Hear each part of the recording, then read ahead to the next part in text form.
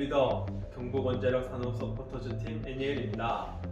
저희 애니엘은 원자력 환경과 원전 해체에 관련된 연구 및 실험을 수행하는 대학원생으로 구성되어 있으며 원자력 발전소 해체 시 필요한 제염에 관한 연구와 해체 후 발생하는 방사성 폐기물의 처리 처분에 관련된 연구를 수행하고 있습니다.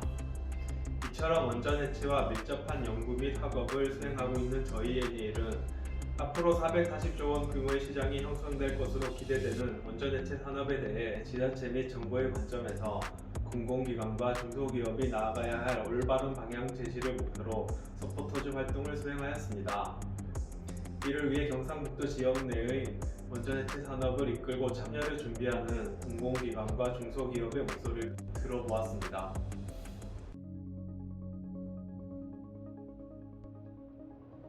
안녕하십니까. 한국원자력환경공단 대외협력팀장을 맡고 있는 이경환입니다. 저희 회사는 국내에서 발생되는 방사능 폐기물을 안전하게 관리하기 위해서 설립된 회사로서 중저준위 폐기물은 물론 원전 해체 폐기물과 고준위 폐기물까지 관리하기 위해 설립된 공공기관입니다. 저희 팀은 회사의 원활한 사업 추진을 위해서 지역주민, 지자체, 정부, 시민단체와 함께 소통을 통하고 대외협력을 통해서 사업이 잘 끌어나가게끔 하는 업무를 하고 있습니다. 국내에서는 우리 1호기와 국성 1호기가 연구정지에 들어갔습니다. 우리 1호기 같은 경우에 현재 해체 일정이 수립돼서 추진 중에 있는 걸로 알고 있고요. 연구정지는 17년 6월에 됐고 이후에 해체 착수 및 일반 건물 착수를 2022년 6월을 시작으로 해서 전체 해체 종료가 2032년 12월에 완료되는 것으로 알고 있습니다. 국외 해체 현황으로는 19년 10월 기준으로 전 세계 38개국에 약 679개의 원전이 운영 중에 있습니다. 현재 연구 정지된 원자력 발전소는 178개로 이 중 23기가 해체 완료되었습니다. 현재 우리나라는 원전 해체 기술 수준은 선진국 대비 약 70% 수준으로 알고 있습니다. 기술 개발에 부단한 노력을 해야 될 것 같고요. 원전 해체 산업의 지역 육성 사업을 정부에서도 활발히 시행하고 있기 때문에 저희도 그쪽에 발맞춰서 여러 가지 사업을 추진하고 있습니다. 근래로 지역 기업의 기술 육성 및 신사업 창출을 위해서 퇴직 전문가를 활용해서 기술 개발, 세미나 등 기술 자문 활동을 펼치고 있습니다. 여기에 대해서 경북도와 관련 기관 단체에서 협력을 통해서 꾸준히 이어나갔으면 하는 바람이 있습니다.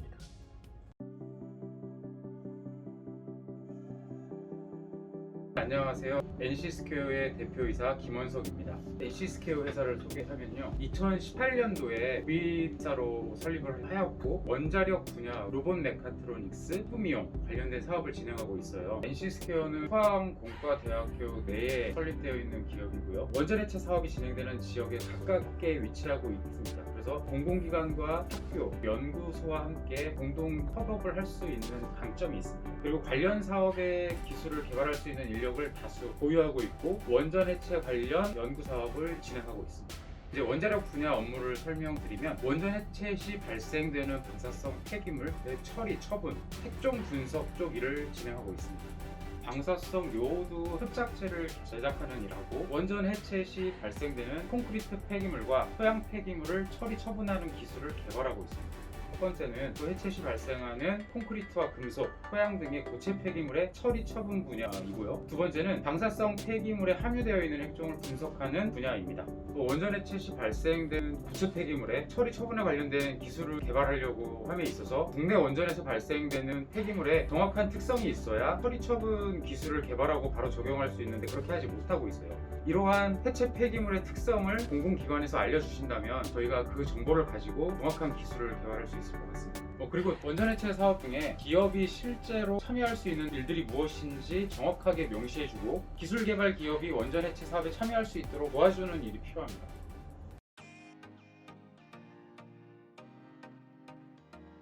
안녕하십니까. 주식회사 시에라베이스의 대표이사인 김송현입니다. 지금 4차 산업혁명 시대에 앞서서 우리가 원하고자 하는, 사용하고자 하는 모든 물건들, 업무들에 있어서 다양한 자동화를 수행할 수 있는 연구 개발들을 수행하고 제품들을 제공하고 있습니다. 방사성 폐기물 처리를 위한 흡착제들에 대해서 추가해 줄 수 있는 인공지능 기술 개발하고 있고요. 인공지능을 이용한 특정 무차 분석 시스템들도 개발하고 있고요. 또한 사람이 직접 눈으로 보거나 기기로 수행을 했던 시설 점검 임무가 드론을 이용해서 대체할 수 있는 기술들도 상용화를 준비를 하고 있습니다. 중소기업 입장에서 공공기관과의 소통 그리고 연구하는 데 있어서 기회가 큰 대기업들보다는 접하기가 힘듭니다. 그래서 저희가 요청하고 싶은 부분은 소통이 첫 번째가 돼야 되고 두 번째로는 기회가 있어야 된다고 생각합니다. 원자력 분야 자체에서는 현재 인공지능에 대해서 다른 분야 대비 많이 떨어집니다. 사실 원자력 자체가 안전과 연관이 돼 있고 보수적으로 더 행동을 하는 경우가 많기 때문에 소통과 기회가 아무래도 많이 부족합니다. 인공지능 자체가 데이터를 기반으로 하는 사이언스이기 때문에 좋은 데이터, 좋은 실험 결과들이 확보가 되어 있으면 인공신경망을 교육시키는데도 훨씬 더 좋은 이점을 가질 수 있고 그걸 바탕으로 해서 새로운 기술 개발하는 데도 좋은 방향으로 갈 수가 있습니다.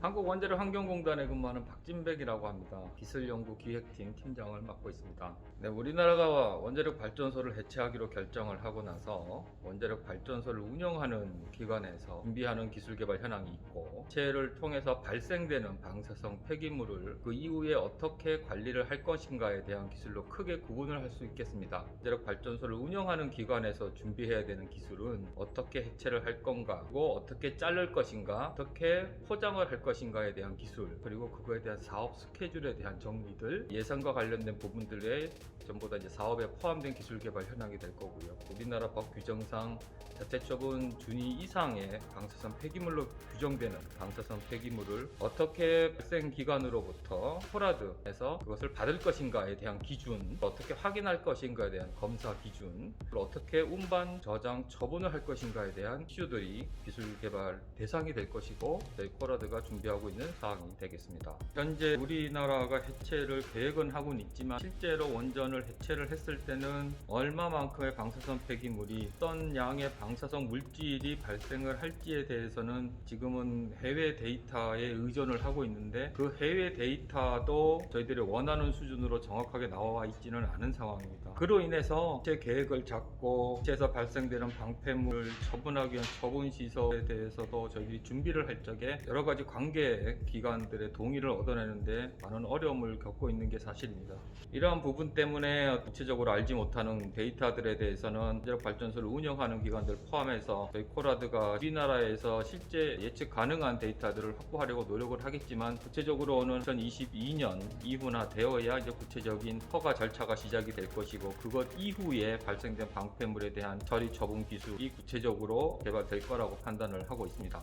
최근에 제시되고 있는 여러 가지 신기술들을 적용하는 데 있어서 사업이 구체적이지 않기 때문에 4차 산업 기술을 적용하는 기술이까지는 구체적이지 않고 그것을 이용하려고 노력을 하는 부분들이 원전 해체 관련 기술에 있어서는 아직은 어려운 것이 현실입니다. 방사선 폐기물 관리라는 부분들은 원자력 발전소를 건설하고 해체하는 것하고는 달리 시간적인 프레임에 있어서는 상당히 차이가 있습니다. 한 100년 이내에 원자력 발전소를 계획하고 해체해서 없어지는 과정이라면은 방사선 폐기물을 관리하는 시설은 한번 지어지게 되면 관리 기간이나 100년 이상 한 1000년 그리고 고준위 방사선 폐기물 처리 시설 같은 경우는 그보다 더 긴 기간에 대해서 관리를 해야 되는 상황입니다. 이 분야는 지금 우리가 알고 있는 기술 지식 가지고서는 앞으로 1000년 이후의 어떤 그런 상황을 예측한다는 데는 한계가 있습니다. 그래서 방사선 폐기물 관리라는 부분들이 기존의 원자력에서 가지고 있던 기술 개발 패러다임하고는 달리 장기적인 관점에서 접근을 하고 인력 양성하고 관련된 부분, 투자하고 관련된 부분에서도 차이가 있어야 된다고 생각을 합니다.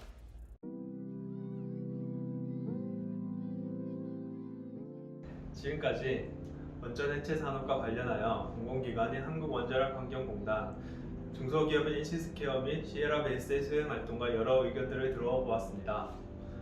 원전 해체는 상당히 큰 규모의 산업으로 발전할 것이며 참여를 희망하는 중소업체가 다수 존재합니다. 하지만 인터뷰에서 언급된 것처럼 제한적인 정보 제공, AI와 같은 4차 산업 기술과 연계 부족, 방사선 폐기물 처리 처분 관리 문제 등이 관련 기관 및 참여 업체의 어려움으로 작용하는 것을 알 수 있었습니다. 이러한 문제를 단시간 내에 해결할 수는 없다고 생각합니다. 관련 기관, 지자체, 정부 및 중소기업 간의 많은 소통이 필요하며 이를 통해 산업 환경을 조금씩 개선해야 할 것입니다. 소통을 통한 문제 해결은 원전 해체 산업을 선도할 수 있는 국가적 발판이 될 것이라 생각합니다. 끝으로 저희 또한 본 서포터즈 활동을 수행하며 학교 밖에서도 원전 해체 기술 개발과 시장 활성화를 위해 여러 기관의 전문가들이 치열하게 노력하고 있는 것을 직접 느낄 수 있었습니다. 이러한 모습들을 곁에서 지켜보며 우리가 학업하고 있는 원전 해체 관련 연구들이 보다 적용 가능할 수 있도록 최선을 다하고자 합니다. 이상으로 뉴리더 경북 원자력 산업 서포터즈팀 애니엘이었습니다. 감사합니다. 안녕하세요. 뉴리더 다시. 아야. 시작. 안녕하세요. 아 이상하잖아. 중소기업의 NC스퀘어 아 진짜.